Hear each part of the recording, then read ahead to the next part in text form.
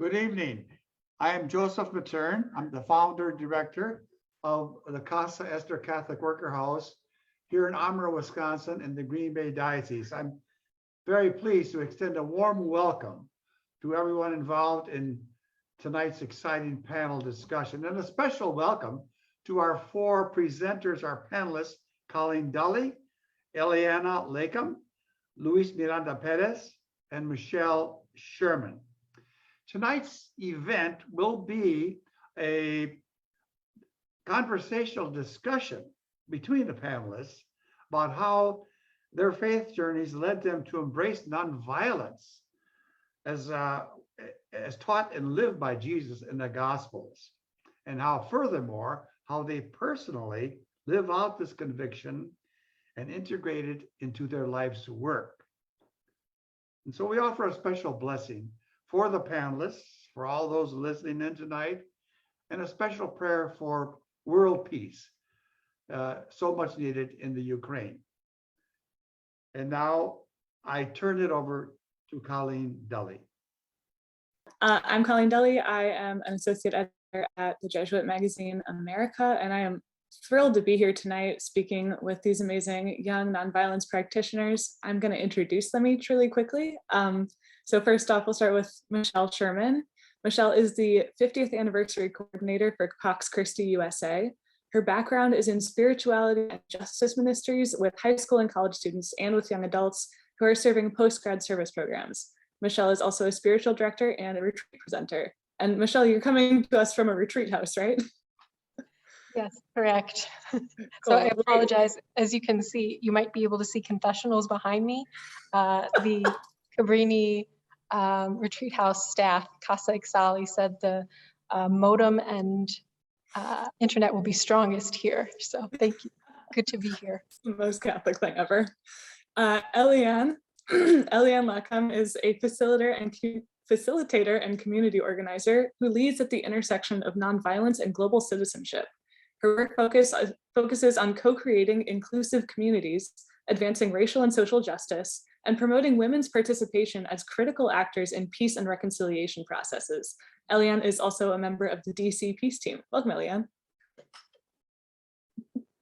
And finally, Luis Miranda Perez organizes with networks of community members to advocate for the undocumented community living in Utah. As an organizer, Luis has organized with the Justicia Ya transparency movement in Guatemala and multiple youth peace movements in Colombia. Luis is also a trainer with the East Point Peace Academy. Welcome, Luis. Glad to be here. All right. So I've read all of your basic bios. People kind of get where you're coming from. But now let's get a little bit deeper. Luis encouraged me to start with the Krista Tippett question that she starts with everyone, which is about your spiritual background, the spiritual background of your childhood, and who were the important people in your life. And Luis, since it was your question idea, I am starting with you. Sure, I can go. Thank you, Colleen. I'm glad to be here with everyone. I would say that the spiritual background of my childhood, I would probably place it into growing up as a kid in Guatemala, in the part of Guatemala that actually touches the Caribbean. Puerto Barrios was the town I grew up in. And to give context, I was born here in the U.S., in Los Angeles. Mexican. My father was a Mexican baker. My mother was a Guatemalan housekeeper. But my father died when I was really young. Never met that side of the family. And then my mother actually went to prison during the period of war on drugs. And so I didn't have a mom or dad when I was like, 3 to 5 or so. And that's when I was sent to Guatemala. And I was sent to a country that was in the Civil War, in a key location of the Civil War too, but not necessarily, it was ending. And it was during that period that I think I could see and feel tension. Stuff was going on, but I couldn't really understand it. But I do remember very well. I was always a bigger kid. I'm a bit of a taller person, and I remember I had a lot of anger and behavioral issues, and I would sometimes be more of a bully. But then I started to go to church. We had not the main cathedral, in our town, but rather like a different parroquia. I'm not sure how you would call it in English. Where we had a bit of a Spanish priest, Padre Francisco, who also was a bit of a liberation theologian. And that kind of gave me a bit of a different entrance into Christianity, one that saw more compassion and desire to be closer to the poor and the marginalized. And so I think at that moment, I felt like there was something very important about Jesus and the impact that I wanted for him to have in my life. Particularly this notion of peacemaking and love felt really big. So then I became the opposite. I became somebody who would more like absorb hits than actually deliver them. But also because of my family background, it became super important. Maybe I'll just mention one more thing. Another important person for me in my life has been my sister. And kind of what really strengthened, and it's also, this is a story just to strengthen, to make the point of how faith has strengthened my path in nonviolence, which is that when I was 18 years old, I was living already here in the United States. My sister was back in Guatemala, living, with her husband and 2 children. But then both her and her husband, unfortunately, were killed about just a block away from their home, which was really difficult because it was a senseless act of violence, and we couldn't figure out who it was and why it happened. And also, like, it's one of those things where you don't really want to go and investigate because usually it just gets worse.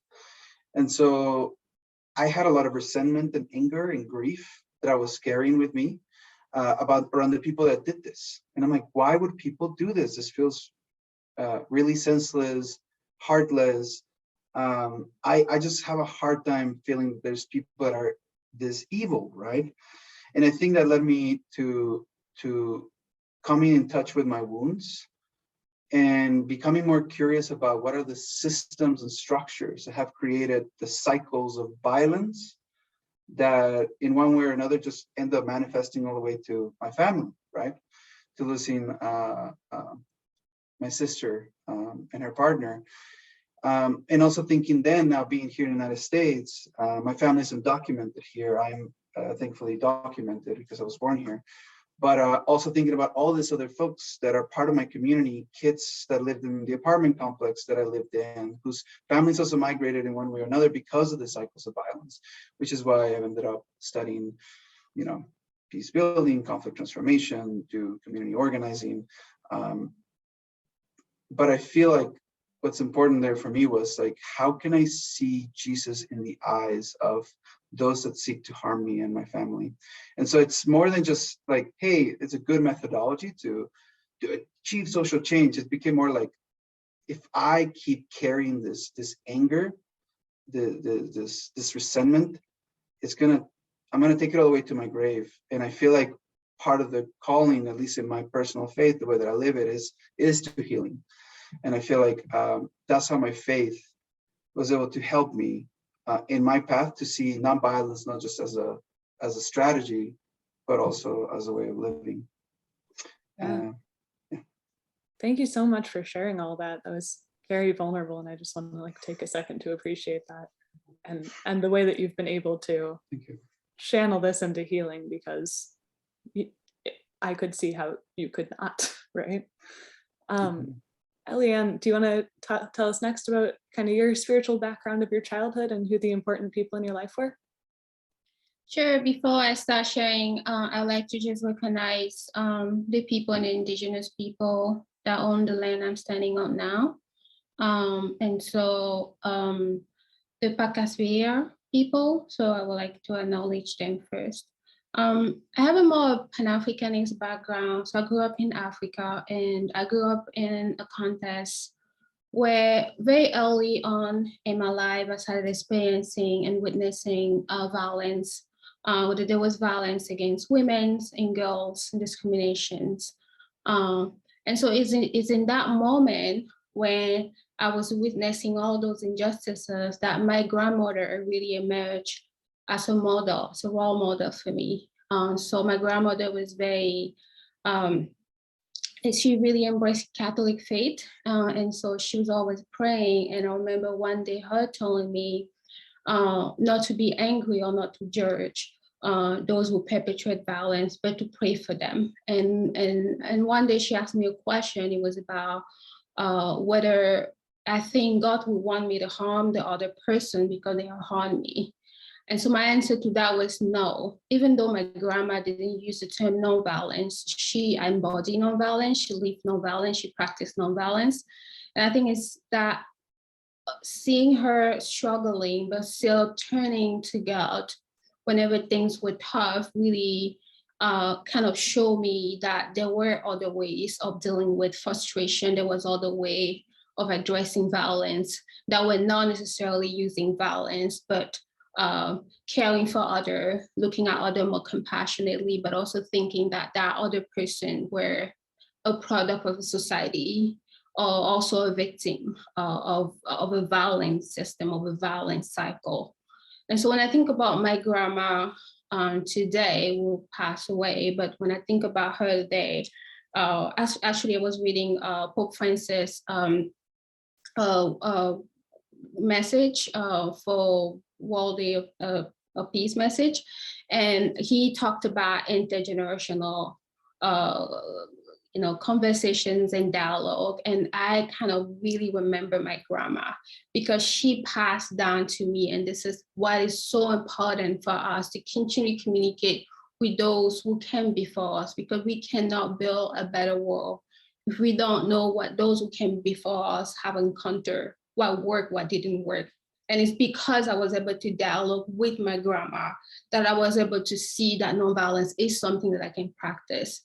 And so that's kind of where my spiritual background comes from. And at any time, I have never gave up my faith because I was always remembering my grandma. And so thanks for allowing me to share. Thank you for sharing. Yeah, I'm listening to all this. I'm like, I can imagine how proud your grandma is. Michelle, what about you? Tell us about your spiritual background, the important people in your life. Thank you. It's such an honor to share space with this group of folks. So thank you so much for framing this question in such a beautiful way. So I was born in the Philippines and then was adopted at a very young age by an Irish-German family. I was adopted when I was 3 months old, and they lived with me in the Philippines until I was about 3 or so, and then came to the US and I grew up in the Midwest, St. Louis, Missouri.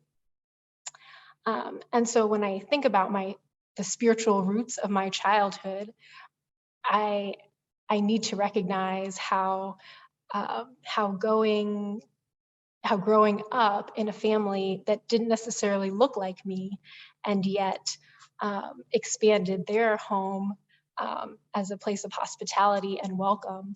I recognize how that's both a gift and also lots of complexities there, right? And so when I think about the spirituality of my childhood, I think about these themes of belonging and welcome and hospitality.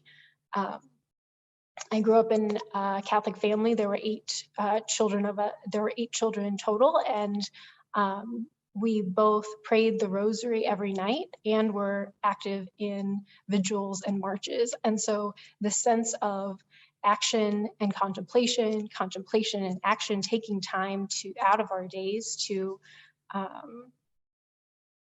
pray as a family really impacted me. And now I don't pray the rosary every day, but I do take time to set aside time of prayer, mostly through mindfulness meditation, centering prayer, that contemplative, those threads of contemplative prayer. And I really recognize how my day is off when I don't do that, and how those mindfulness practices also help me as someone trying to live a nonviolent life, really go to the heart. And I'll talk a little bit more about that later on during our conversation. And then Another part of my spiritual childhood, young adulthood, and emerging adulthood, I'd say, is very much the presence of Catholic women religious. My high school was run by the Precious Blood Sisters in O'Fallon, Missouri. My college was run by the Sisters of the Holy Cross. I lived with the Cabrini Sisters, and I'm in a retreat center that was formerly owned by them currently. And I lived and worked with, I worked with the Religious of the Assumption Sisters. And so many of my friends are religious women who whose lives really embody solidarity, justice, a commitment to peace. And so I really have such a debt of gratitude to them for their friendship, their modeling of what a life committed to prayer, study, and action can look like. Thanks. Yeah, what you said about women religious at the end there really resonates with me. I also grew up in St. Louis and was educated by the Religious of the Sacred Heart. And yeah, as I've gone on to become like a person who reports on church news, Catholic news, Vatican news, so often religious women religious are the ones who are coming up as the peacemakers, right? I live in New Orleans. Helen Prejean is a huge deal here. But even just today, I was working on a story about this nun, Sister Lucia Karam, who a couple weeks ago drove from Spain to Ukraine just to pick up 6 refugees who she didn't know, but she was like, I have space. Let me give them a place to stay. Yeah. Michelle, you got at this a little bit in your last answer, but I wanted to ask you guys next, what sustains you spiritually today? What your kind of focus is today? And I'll give you a second to think about that. And while you do, I want to invite the people who are following along to drop their questions in using the Q&A function if you're on the Zoom call. If you're on the Facebook, sorry, I will not see your questions. But yeah, if you're here on the Zoom call, you can drop them in the Q&A setting. All right, does anybody want to go first about what's sustaining them spiritually these days? Okay, I'm gonna volunteer, Eliane. Okay, I can go. And so what I've been involved these days are mostly involving movement that empower people to become nonviolent agent of sustainable change. And the reason why I choose to be involved in this movement is because I understand that nonviolence as a way to achieve peace is more sustainable than violent movement. And there are data that show that. I remember Erika Chenove and Maria Stephen has done an amazing research, and they look at nonviolent and violent protests from 1900 to 2006. And at the end, they found that about 56% of violent protests failed, and only 30% of nonviolent protests failed. And that says a lot to the power of nonviolence. And so I also came to understand that nonviolence as a way of life can really change society. And if we change, we equip everybody with the tool to become nonviolent, then we're building this kind of nonviolent army, which is what I'm trying to contribute to. And so we have this nonviolent army. Imagine, a school where every single student is nonviolent, and a community where every single person is nonviolent, and a country where every single person is embracing nonviolence. Can you just imagine how beautiful and sustainable that will be for this world? And so I hope to contribute to making that happen. And so currently I serve as a trainer, community organizer, where we teach people to use alternative way of violence to solve conflict in their life. And that look like teaching people how to use de-escalations, using restorative justice circle, because, violence is also, you have to also be dealt with sometimes from a restorative justice perspective to help with healing and reconciliation. So also anti-racism, because racism is a form of violence. And so that's kind of what I have been involved now. And to your questions about what sustained maybe my faith or my involvement, I would say what really sustained my faith is continuing to look at the cross. And this is Lent. the cross can teach us a lot. Like Jesus, how did he get to that cross? He get to that cross because he was nonviolent and he chose to sacrifice his own body himself for us. And so looking at the cross is always when I'm about to get upset and I'm saying, why me, why me, why me? Looking at the cross remind me, what you, Jesus? You were wounded because of my sin. You were wounded because I'm not forgiving other. And so I want to forgive so that you don't have to suffer that much. And so I think that's what sustained me and making trips to adoration, to the Blessed Sacrament. That is kind of where I was able to continue to build this relationship, continue to center and place the Lord into the work that we do. And remembering that he wants us to be nonviolent because we were all created at God's image. We are all part of the family. And because of that, we all are our brothers and sister keeper.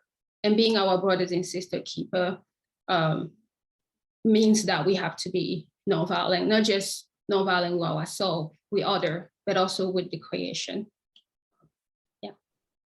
Yeah, the lesson of gospel nonviolence, of looking at like Christ on the cross, it's such a valuable example of like a person who totally could have responded with, the fury of God, right?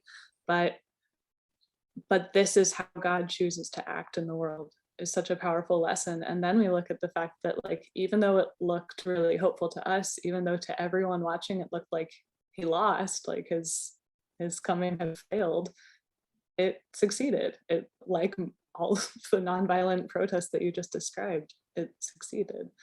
So yeah, thank you so much for sharing that. I'll just go around my screen. So Michelle, how about you? You mentioned a little bit of what sustains you spiritually, but what's your current focus right now and how does that tie in with what sustains you spiritually? Sure, thank you. Reflecting more in the season of Lent, I was thinking about how when I received ashes on Ash Wednesday, the minister said, turn away from sin and be faithful to the gospel. And I think when seen through the lens of nonviolence, it's such an invitation and a challenge. So turning away from the social sins of consumerism, domination, destruction of the earth, turning and putting our faith and money, our military budget is huge. It's over $700 billion, which is 25 more than was requested from the U.S. president. So how can we turn away from these sins and be faithful to the gospel, the nonviolent gospel of Jesus? It was so inspiring to listen to the first session in this series with Father John Deere, who really brought us back to that sense of the core message of Jesus of Nazareth is nonviolence, laying down one's swords, the prophetic message of beating swords into plowshares. And so right in this current moment, I find myself really embracing that call to turn away from sin and be faithful to the gospel in both big ways in community and both small personal decisions and choices. And then my role with Pax Christi USA, which is the National Catholic Peace Movement, the USA arm of Pax Christi International. And my current role there is 50th anniversary coordinator. And so I have the great gift of talking to people who have been involved with in Pax Christi since its founding in 1972, and seeing and honoring that legacy, and also encouraging and challenging and seeing how we have woven peace is our theme, weaving threads of peace for 50 years. And then also how we can continue to weave peace into the future. In what ways is the Spirit calling us in both new ways and honoring the legacy of the peacemakers within Pax Christi USA. And so one of the things that is sustaining me spiritually through this role has just been kind of what Elion had said with her grandmother, is that gift of intergenerational learning and dialogue for peace. I almost like cry some days where I hear stories of some of the early generations of peacemakers who spoke out against the Vietnam War, who were involved in interfaith dialogue and movements for peace. And it's just such a gift to recognize that some of the things that we continue to seek justice and work for peace on are things that have been continued, that have been in the past, and yet we still find the message of nonviolence through the Gospels, through each other, and in our world. And so one of the things that really inspires me about Pax Christi and our partner organizations and folks on this call, I see a lot of names as well, is our commitment to prayer, study, and action. And so that whenever we have an action, we take time for prayer, we take time for studying, what's the context here, and then we discern action. So that gives me a lot of, sorry, I got excited and forgot the word, Colleen. Like spiritual sustenance, like motivation. Yeah. There we go. Yeah. No, I love this theme that's emerging in our discussion about like these figures who come before us, who then we kind of feel a responsibility to carry on their legacy. Luis, back to you. What's the focus of your work in your life right now, and what's giving you spiritual sustenance? Great. Thank you, Colleen. And actually, would probably want to answer that backwards, the last question first, and the first question last. But I want to also like name something. I know that I'm in a panel, there's a lot of people here on the call, but I'm still feeling a bit anxious and probably even insecure, being in the presence of, everyone here, but at the same time, knowing that my faith journey and my journey is just different. And so my spirituality and my spiritual practice looks different. And so I feel like it might be helpful as well to acknowledge that just as I was raised Catholic, I also converted into, when I was a teenager, was converted into the Church of Jesus Christ of Latter-day Saints, the Mormon Church, which was a wonderful place for me because I really struggled seeing like the difference between the Latin American church and the US church is very different. And I was just like, I know I'm not feeling good here. And that was just my experience here in Salt Lake City, right? But then at the same time, even as I was engaging within the LDS church, the Mormon church, issues around how women are treated differently, around LGBT folks, queer folks are treated differently was really hard for me, particularly as I was also like, as I was talking about nonviolence, I was also a manifestation of homophobia, queerphobia, transphobia, and that didn't feel right. And it felt like I struggled. We call it usually faith crisis, but it wasn't that I really stopped believing in Jesus or God at any moment. It actually has deepened in some ways, but I struggle with the institutions that felt like didn't allow me to be in touch with my full humanity, right? And it was actually, now I'm no longer LDS or Mormon. I'm also, when I was actually studying my master's in peace studies at the University of Notre Dame, when I moved into this house, that was really interesting, where there was a lot of relationships with a local Catholic worker, the St. Joseph Catholic worker in South Bend, Indiana.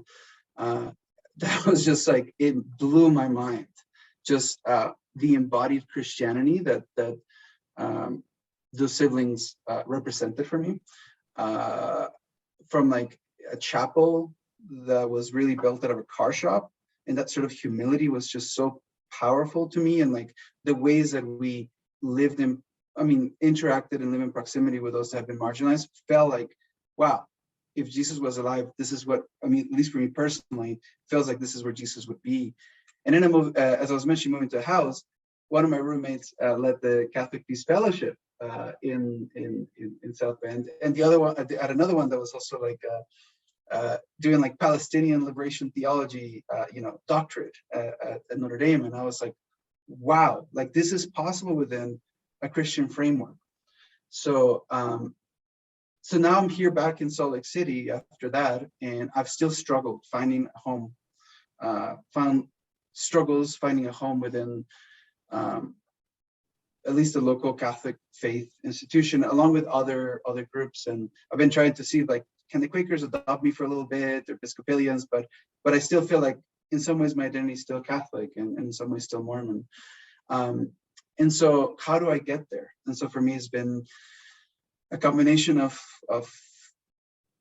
what choices do I make, so that it's not something that I do after work or after everything, but rather it becomes my life. And so I do, part of the reason I live here is so I can have access to a different pace of life, therapy. I'm a member of a couple, mindfulness spaces where I get to do some of that practice. But also, like, doing solidarity work, mutual aid work with other movements, whether it's the unsheltered, groups that are working for racial justice, or even like trying to atone for my own shortcomings with the LGBT community. I've also joined spaces that are looking to build solidarity and healing. And I think it's also because of that for me, it's been important to do more organizing. I'm so obsessed with my own healing and with understanding the structures that have made it into my career. And so today my day job is I'm a organizing representative with the Bianco campaign for the Sierra Club, right? That's just an environmental institution. I also organize outside of work with the East Point Peace Academy based out of Oakland, that it's all about healing resistance, right? Coming a lot from Kazuhaga's book on that. And so, yeah, I think the focus of my life today is like trying to figure out how to support, almost like the Faith Matters Network has this program called, I think, Movement Chaplaincy. So how can I enter into spaces where there's a lot of woundedness and sadness and trauma that are driving people to work towards justice, and knowing that violence is not going to necessarily help us heal. So how can I help for myself have spaces where I can heal, and hopefully in that process, maybe people around me can also be supported as well. And so that's how my spiritual practice is today. Yeah, and I mean, I think it was Toni Morrison who talked about healing can only happen in community. That seems to be a big focus of your work. Yeah, and I just want to like echo what you said about kind of the disillusionment with especially the Catholic Church. It's something that I look at every single day, and it's hard. I mean, I find it really difficult to kind of even reconcile within myself as I'm covering various scandals in the church or various shortcomings, or I mean, to say the least, shortcomings, right? And I often find that the thing that keeps me tethered to this tradition is kind of like Michelle was saying, kind of like all of us were saying, the lesson of these folks who came before us, who, it was a big moment for me when Dan Berrigan died. I was working on my college paper. I was, pretty fed up with the church, and I got this New York Times notification that said, Jesuit priest, poet, and anti-war activist Dan Berrigan dies.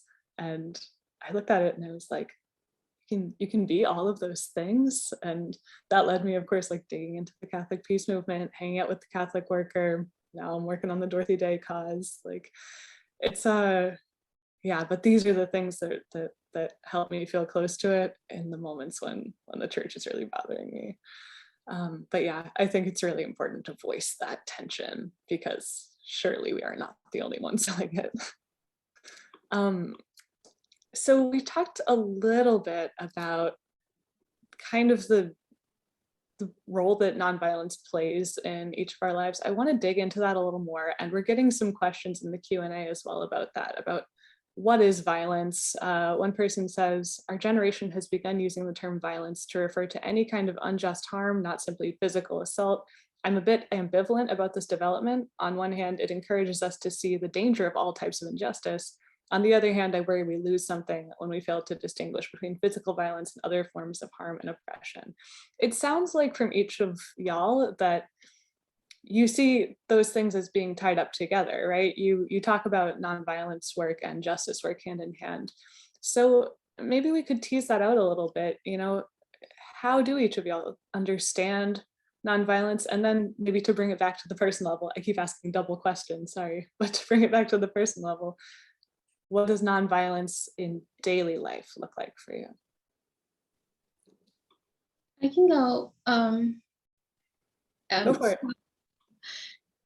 I think in order for us to define nonviolence, it's good to take a step back and explore what violence is first.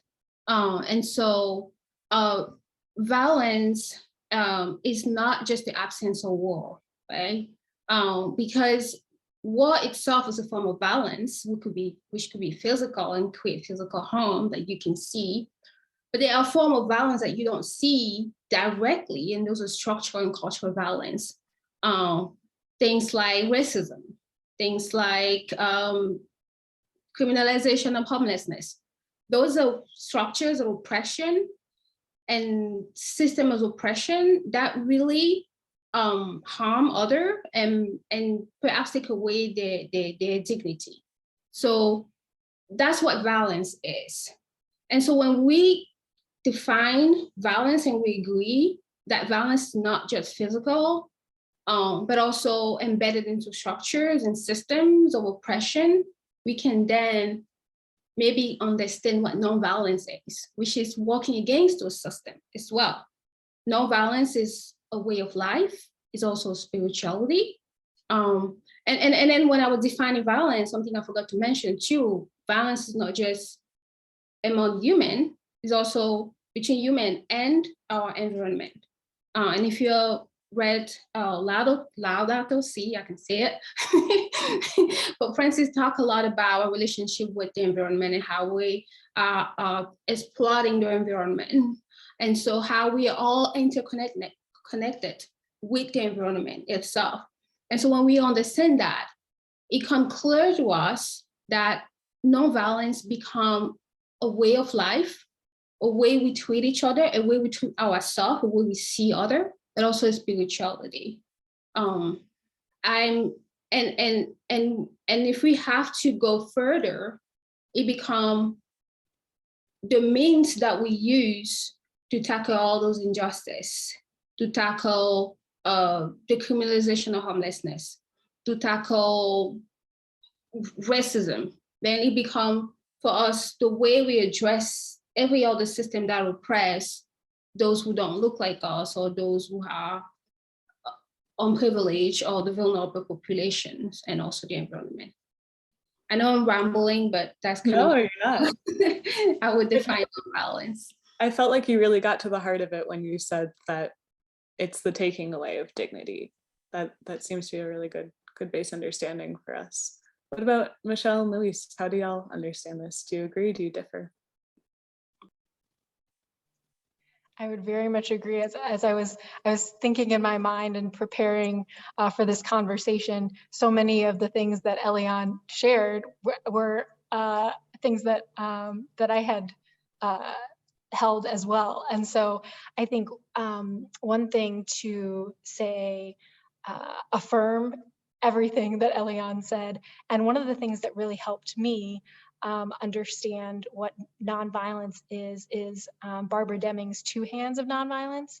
And this is used a lot in different nonviolent trainings, but it really, to me, helped me understand like both structural, cultural violence and personal, and also violence against myself too.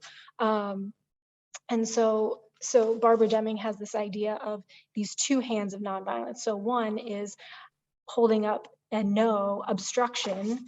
I see this violence, whether against self, others, nature, creation, structural violence, and I'm not going to stand for it.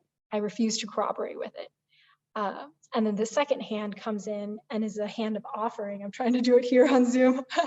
A hand of offering and of saying, and that with that understanding out there, I will not cut you off as a person, as another living life before me, and here's an alternative, and that's nonviolence. So both of these together, both non-cooperation, again, it actually really hooks in with that turn away from sin and be faithful to the gospel.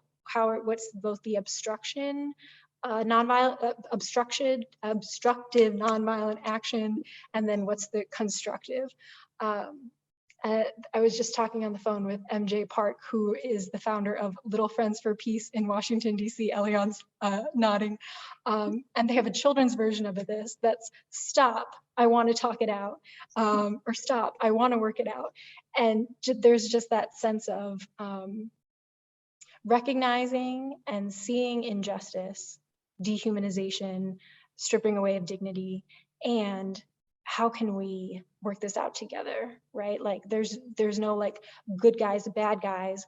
War is the enemy here. And Jesus just models that in all of in his life, right? That the stoning of the woman caught in adultery. No, this is not the way to go. And here's my way of modeling. I will let down the stone because all of us have the capacity to be violent, and all of us have the capacity to choose nonviolence.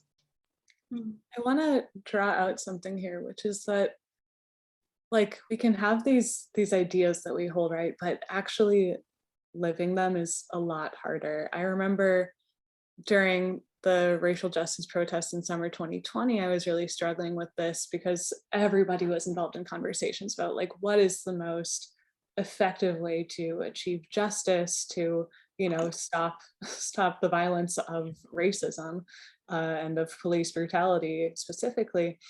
And I really struggled with it. And I don't know that I could express as well as y'all are able to express kind of the idea that I came to, but I did come to understand basically through my own like Catholic Christian faith that this is what I feel that the gospel calls us to. But I want to give voice to the fact that, you know, we see like Ukraine being invaded right now, or we've seen, you know, unjust regimes. And well, I know Lucy wanted to talk about Guatemala a little bit, and we've seen people take up arms for what seems like a just cause. And so I wonder how we sort those things out. And Luis, I realized I cut you off before you could answer. So maybe you could start us on that. Sure, no, it's actually a perfect continuation. I think, Eliane and Michelle, you've done a fantastic job at just, you know, making the case over how there's like a continuation of violence between what happens structurally, culturally, and then physically, right? So I think I love the invitation to deepen our understanding of violence and how it evolves from one thing to another. So I think that's spot on. And I also, this is a big thing we talk about as you know, in the nonviolence world, right? Which is like, so how do we understand violence, right? And I think often violence is seen like, oh, look, that's an evil person. They've chosen violence. They're going at you, right? Like they're terrible. But I'm often a little bit more curious of violence, not as the starting point, but actually as a tragic continuation of something that started from a while, right? And so thinking about how challenging it's been, the tension between pacifists and militancy within social movements, to talk about like, hey, you know, like going to war, taking up weapons, what people in Ukraine are doing, taking up weapons to the resistance to Russia, that's a terrible thing, right? We're casting judgment upon the decisions they're making. But often when people take up arms, there's like this underlying needs that are not being met, right? That sometimes when we reflect on it, we may actually have a relationship on creating the violence that started in the first place. That in fact, the very same people that we don't want to fight at all are having to fight because of the inaction that we have caused because of the way that we've chosen to live. So a very simple story is like, I had a friend back in Colombia. She was going back home. with her partner. They were walking at night. There comes a robber who comes in a moped and a big knife and goes like, "Hey, you two, give me your cell phone." She was used to this. She's been in Bogota for a while. She's like, "Of course, here you go. Here's my phone." Her partner, a cis man identifying person, freaked out and started running. And what did the robber do? The robber was like, "Is that your partner?" He didn't even take her phone. He just went after him. It was like, "How could you leave your woman?" And I was like, "Wait, what? You're carrying a weapon, robbing somebody, and now you're engaging in this moralization of the situation. Like, how could you leave your woman behind?" But the fact is that even the people that use violence and profess violence are coming from systems that sometimes create that necessity. And so I don't know if it's, for me personally, as just as a good investment to judge people that choose violence, but rather ask, what are the systems that are creating this? And right now, I'll tell one more thing is that with East Point Peace Academy, we're also like, we do a lot of work around nonviolence, training nonviolent movements around, around their work. But then what do we do about Ukraine? And the fact is that nonviolence is a very powerful tool that has helped defeat so many dictatorships and injustices, but also it has its complications, it has its drawbacks, its limitations. It's a tradition that is still growing and it needs still more complexity and depth. And right now, those Ukrainians and folks that are taking up arms to protect themselves, I don't want to say that I condone it, but I also but I get it.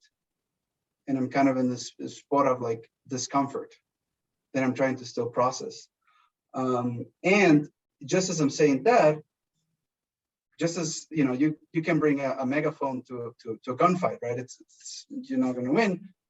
At the same time, we need nonviolence as a way to actually overcome the division and the trauma that's been created in polarization between Ukrainians, Russians, and people living in a post-Soviet space, which is why I'm so inspired by the nonviolent movements, the anti-war movements in Russia and Ukraine, also in areas where refugees have moved to in Poland, Czech Republic, Slovakia, the Baltic countries, etc. So anyways, that's a very long answer, but it's hard. We're struggling. Eliane and Michelle, how do y'all kind of navigate that tension?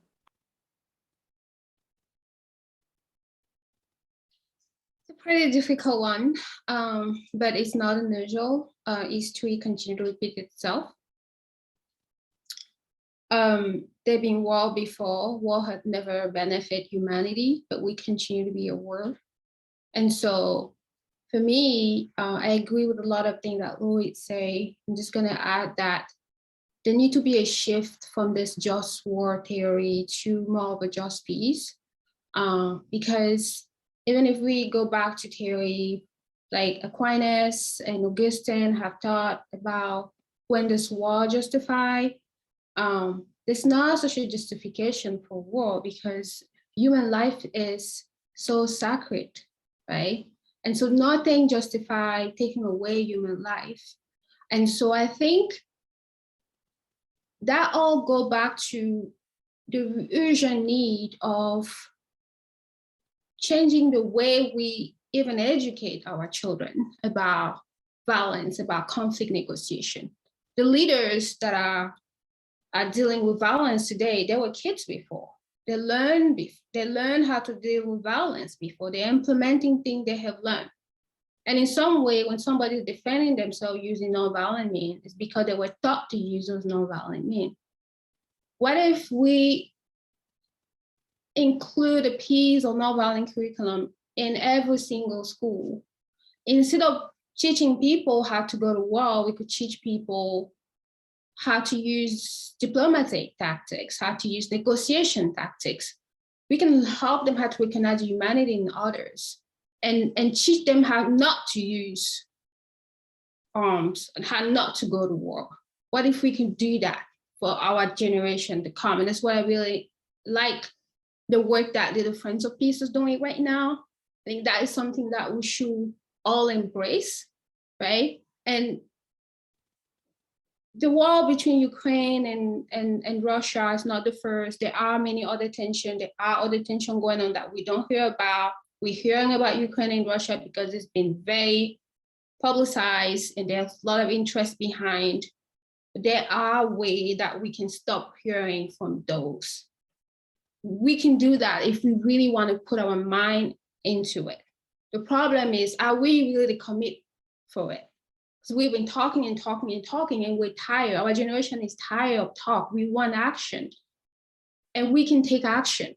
And so I think this shouldn't happen again. I stopped looking at TV because it's very horrible.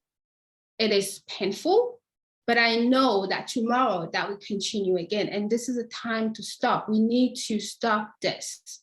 We need to teach nonviolence, starting a kindergarten, starting in a household. And that's how we're going to get there. We need to shift the narrative. That's all I have to say. That's really powerful. Michelle, anything you want to add before we let our college small groups break out?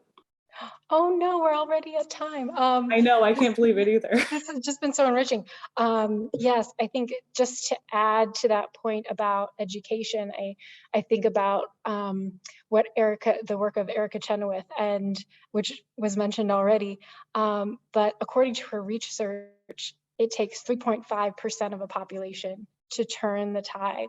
And just imagining and thinking about different historical nonviolent revolutions, the one in the Philippines, 1985, 86, overthrowing the Marcos dictatorship, that was only possible because they were teaching nonviolent ways and spirituality strategies in churches, and bishops and sisters were out there amplifying this work and saying, this is what we need to do, because as Luis was talking, I was nodding and saying, yes, Thomas Merton said the root of war is fear. And so how can we start to form and amplify the need for peace and nonviolence in the way that we talk, in the way that we speak, in the way that we interact with each other, even at a young age. Another thing that I thought of as Elion was talking, and how pervasive the news is, also nonviolence news is a great resource because it highlights stories of nonviolent actions across the world globally that don't make the mainstream news. And so how can we use our ability as news consumers to say, this is the kind of news that I'm going to watch and invest in and share with my share with people I know, while also recognizing the other mainstream news, but looking at an alternative as well. I'm going to drop in the chat. The Meta Peace team had some wonderful resources on resistance to war in the Ukraine. And then also Pax Christi USA has our Pray Study Act on Ukraine that I'm going to drop into. Sorry, I know, oh, whoops. Sorry, I know we're short on time. I'd love to talk more about all of these. And there were even some great questions that we weren't able to get to. But thank you all. Yes, Yeah, so I think continue this. It continues to unfold. Yeah, Michelle, thanks for dropping those resources in the chat. So we're gonna take like a 90-second break, and the folks in their small groups can be, I don't know, broken off into those. I don't know how this tech wizardry works. And there'll be some questions for y'all to reflect on.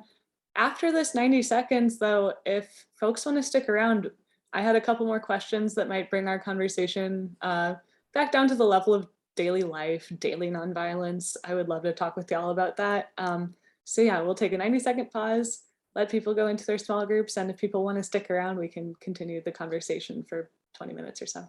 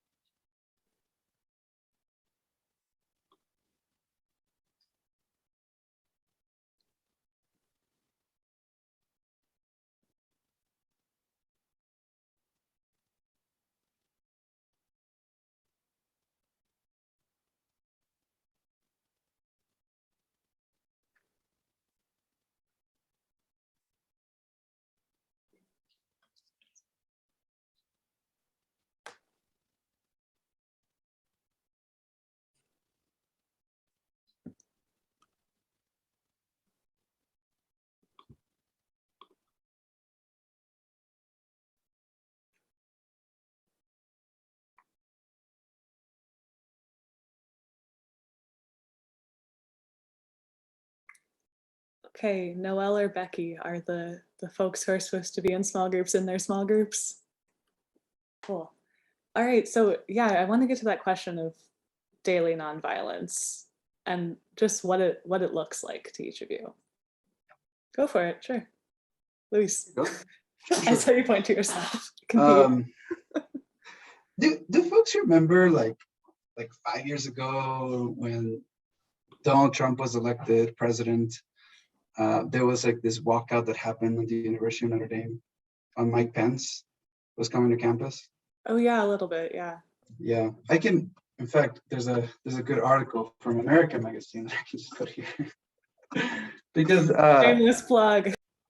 shameless plug for America magazine. I actually hadn't known what American magazine was until this point, but when that happened, that was my graduation year, and my family was also trying to come for graduation, and my mother was she didn't do more identifying stuff. Members of my family were really scared around all the immigration rates that were happening. And so we had a lot of other folks from the school that were really concerned. And so we organized a walkout that became a thing within the Notre Dame community. And what was important, like when we were engaging on this, there was Brian, who was the first LGBT student body president at the University of Notre Dame, myself, there was other folks, mostly undergrads. We're trying to figure out, how do we do this? And how do we do this in a way that not only do we stand for the dignity of our families, but also for, in some ways, for the change that we wish to see. And so for Brian and I, our Christian faith was really important. So we went back to Catholic social teaching, right? And what Catholic social teaching asks us to do in the name of justice, and how this was inconsistent, trying to bring people from an administration that was being really harmful to us. And so, but to land it, we had to do a lot of interviews and we had to do a lot of talking. It just blew up. And I remember like with Brian, we had to go on Fox News, and we knew we were going to get docs. We knew we were going to get, criticism and death threats and all that stuff, and we did.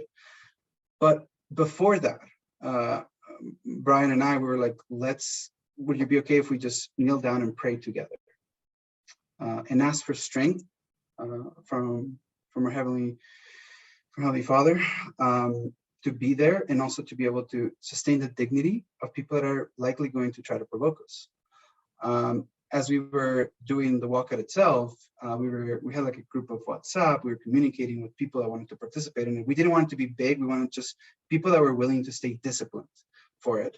And the point was, we were texting like, before you walk out, think about your loved ones. Think about the people you want to walk out for. And what are you standing for when you're doing this?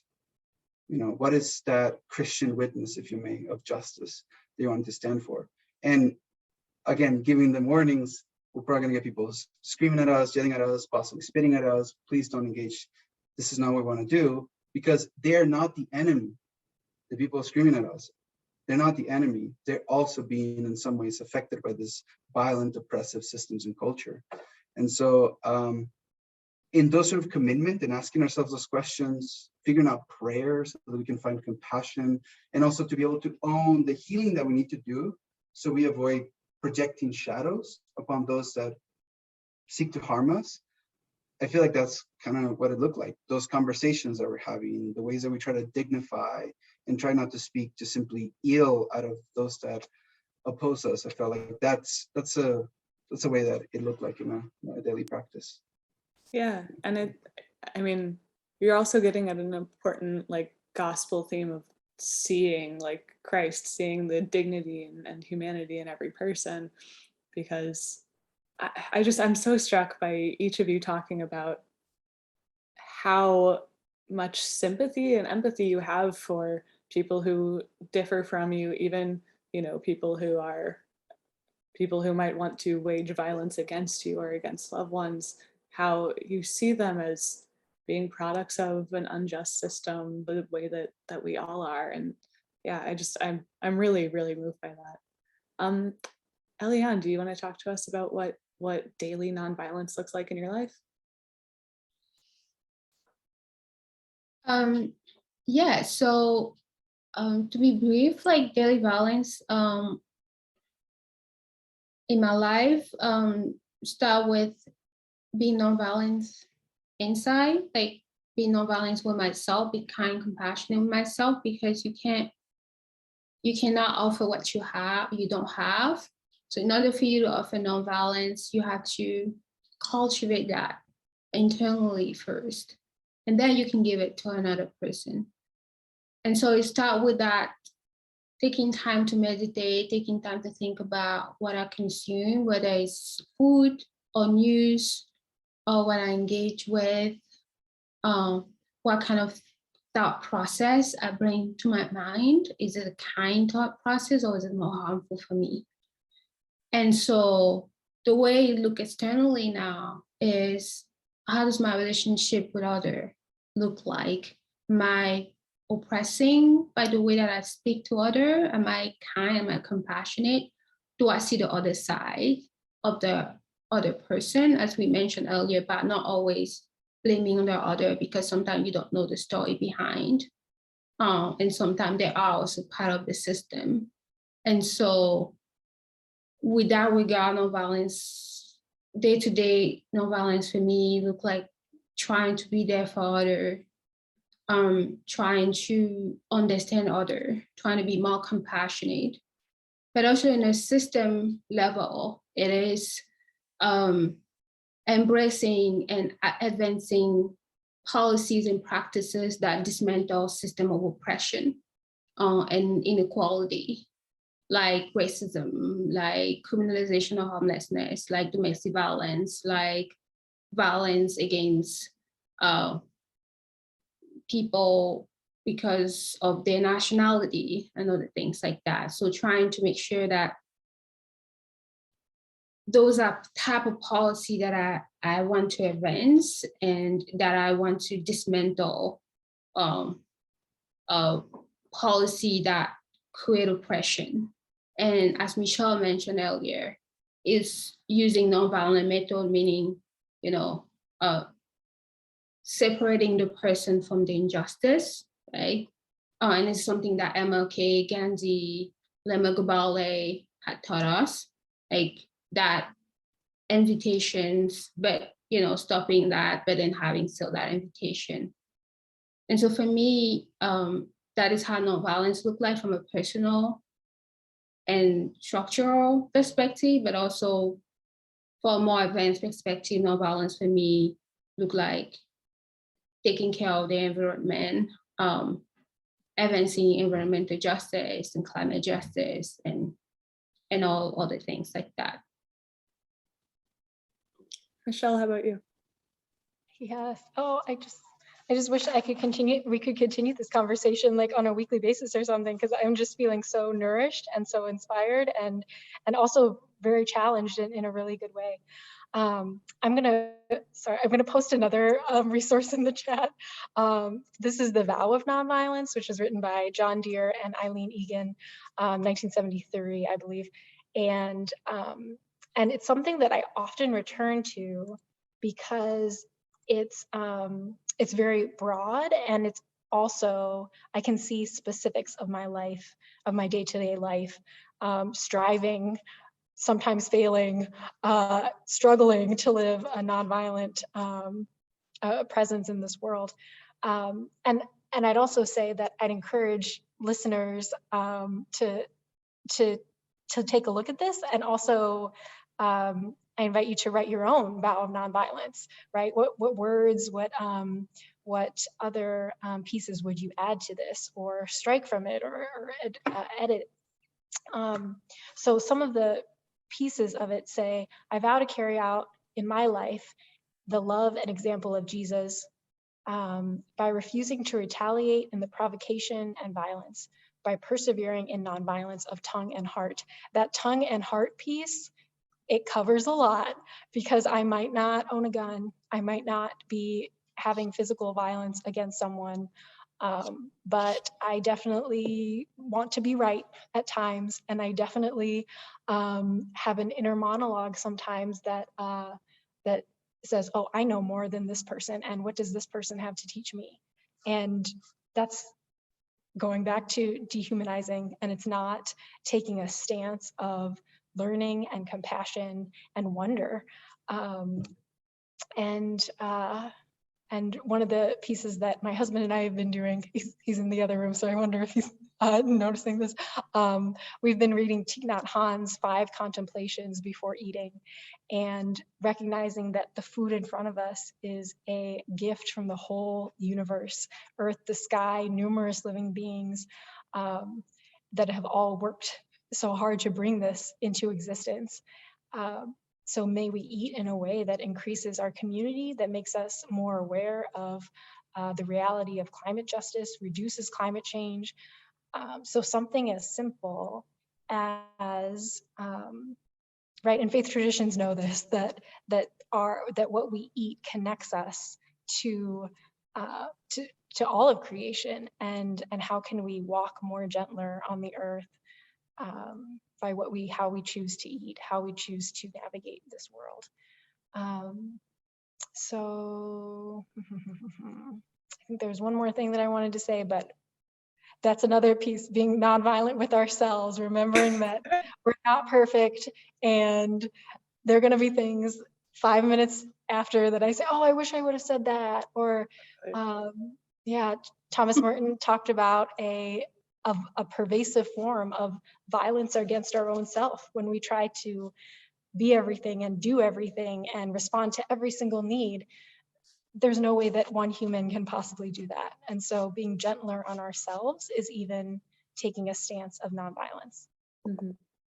Yeah, if folks who are watching this didn't get a chance to catch last week's presentation, it was all about nonviolence and care for creation, and it was with this fabulous indigenous Bolivian theologian who just gave like a mind-blowing presentation on, you know, the major ways that care for creation interact with nonviolence. So she took out sustainable farming, things like that, but then also in our daily lives, like how we can just wake up and immediately think of our connection to the earth and think of ourselves as, when we put our feet on the ground, not walking all over the earth in a sort of domination way, but in a way of feeling that connection, feeling that respect, and feeling ourselves part of it. So if you are able to check out that recording, I think it'll be up on the website if it isn't already. It was fabulous. I just wanted to give us one last chance to go around, maybe respond to anything that others have said. We'll let people get out of here by like 8:15, but just any last things you want to add?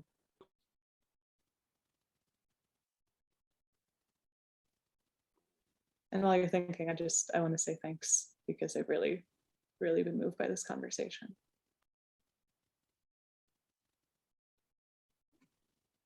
I could go. I'm sure something. Maybe I would say, like, as you walk out of this, I mean, I did 2 master's degrees on, like, you know, the stuff, and did undergrad and still dedicate my life to it. But hopefully I'm hoping as well, like, as you can see, we have other practices like nonviolent communications, all those different things you can do and study about it, that also you can almost remember that nonviolence in some ways isn't about learning something new, but it's actually about coming back to our humanity, to our divinity. And so this is already in us. It's accessible to us through God. And so the invitation would be to, like, if it feels scary, to just be curious.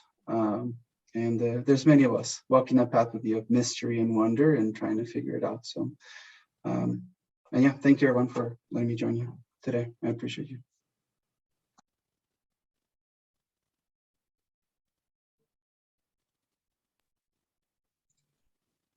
I think this just gives me so much hope for the future. And I think one thing that can be helpful, I guess 2 things. One is just naming nonviolence as an option and modeling it in our own lives, and not being afraid to bring it up.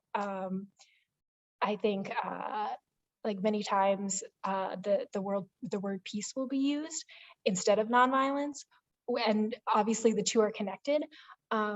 Yet when we radically use the word nonviolence and take the time to explain why it is rooted in the Christian Catholic faith tradition, having the courage to reclaim it, and naming it when it's not. I can't tell you how many times I've been at mass and a song like this, either the national anthem is played or there's a American flag up on the altar. Like, just naming nationalism and faith is so complex in the US, and it's also very problematic. And if we continue to put those together, it has stronger implications for how we relate globally to the world, and how nonviolence can be a way of addressing that. And then secondly, just how conversation can be an entry point for nonviolence. I also work in retreat ministry, and 2 weeks ago I was facilitating a retreat on the idea of transitions in life. And so it's not really anything about the topic of nonviolence, but rather transitions. And there were all types of transitions that were present. It was an intergenerational group, interracial group. And at the very end, so many people were saying, wow, I never would have met the people in my small group or even thought I had anything in common with them unless we were going through actually very differing transitions, and seeing how patterns of transition are in our lives. And it made me think, of course, you have more in common with people than you have that can break you apart. And so how conversations, nonviolent communication, as Luis mentioned, conversations can be seeds of peace.